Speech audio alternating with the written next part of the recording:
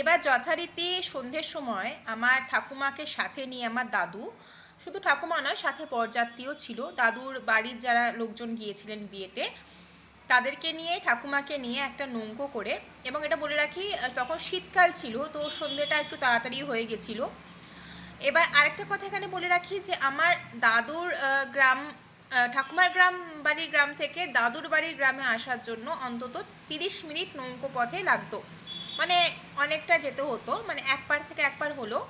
তখনকার দিনে তো এত স্পিডে নৌকা যেত না, দাঁড় বাইতে হতো, তো অনেক স্লোলি যেতে হতো, তো 30 মিনিট মোটামুটি টাইম লাগতো পৌঁছোতে। তো এবার যাই হোক, মেয়েকে তো বিদায় দিয়ে দিয়েছে, এরা সবাই নৌকোতে চেপে বসেছে, নৌকো ছেড়েছে, তখন সন্ধে হয়েছে সবে। এবার কি হলো, কিছু দূর যাওয়ার পর সময় যাচ্ছে, এবার যেখানে অ্যাপ্রক্স 30 মিনিট লাগে বা খুব হার্ডলি 45 মিনিট বা 45 মিনিট, সেখানে দেখা যাচ্ছে নৌকা পাড়ে পৌঁছচ্ছে না। মানে নৌকো থেকে বসে সবাই দেখতে পাচ্ছে যে ওই পারে আলো, মশালের আলো জ্বলছে।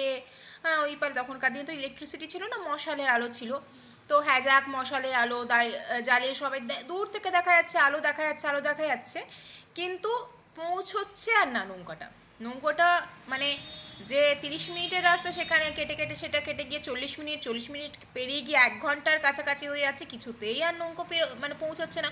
অথচ দেখা যাচ্ছে এই সামনেই এলো, এই ঘাট সামনেই এসছে, এরকম টাইপের একটা ফিলিংস হচ্ছে। মানে আমরা তো বুঝতে পারি না, ধরো কোথাও পৌঁছানোর সময় বুঝতে পারি যে এই কাছাকাছি এবার পৌঁছে যাবো 5 মিনিটে, ঠিক সেই রকমই হচ্ছিল। 5 মিনিটেই মনে হচ্ছিলো এই সামনে ঘাট চলে এসেছে, মশালে আরও ক্লোজ দেখা যাচ্ছে। আবার কিছুক্ষণ পর মনে হলো যে মশালে আলোটা দূরে চলে গেল, আবার নৌকোটা পিছিয়ে গেল।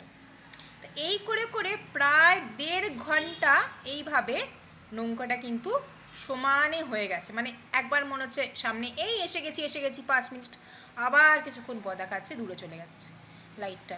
তো এইটা ক্রমাগত 1.5 ঘন্টা, যেখানে 30 মিনিটে পৌঁছানোর কথা সেখানে 1.5 ঘন্টা সময় লেগে গেছিলো পৌঁছোতে। মানে 1.5 ঘন্টা পেরিয়ে গেছিলো, পৌঁছোতে না, 1.5 ঘন্টা পেরিয়ে গেছিলো, তাও পৌঁছোয়নি।